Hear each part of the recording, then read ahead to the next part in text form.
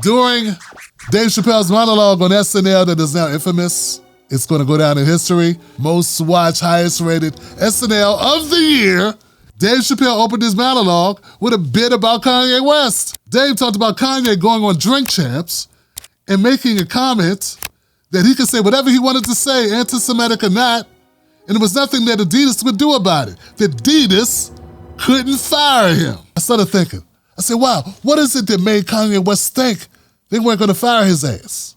Why would he assume such a thing? I mean, people were calling to boycott Adidas. There were people lined up wanting Adidas to let Kanye go. Get rid of him. You don't want to be associated with him. He's practicing hate speech. He's speaking evil. He's punching down on a group of people that have suffered so much. Separate yourself from him. Money's not everything, Adidas. That's what they were saying. So why did Kanye think it was no way that Adidas would let him go? The reason is, this was not the first time that people had called for Adidas to cut ties with Kanye West. Back in 2018, Kanye West said slavery was a choice. People were lining up outside of the Adidas headquarters, loading up inboxes. They were piling up letters, handwritten letters. There were pigeons falling out the sky carrying letters in their little beaks, telling Adidas, cut your ties with Kanye West. How could you be doing business with a person who would say this about Black Americans? Get rid of him. He's got to go. And Adidas was like, we good. Everybody has freedom of speech. We don't get involved in what our partners say.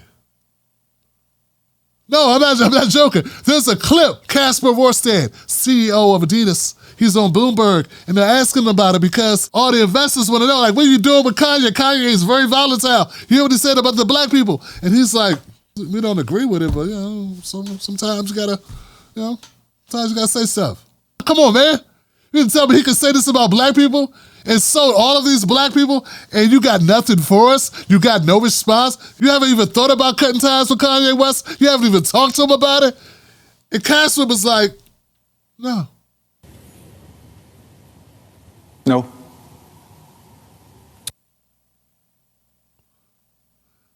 That's why Kanye West thought nothing would happen. But I got a feeling there's a lot more black people buying Adidas than some other groups. But that didn't deter Adidas to keep hope alive.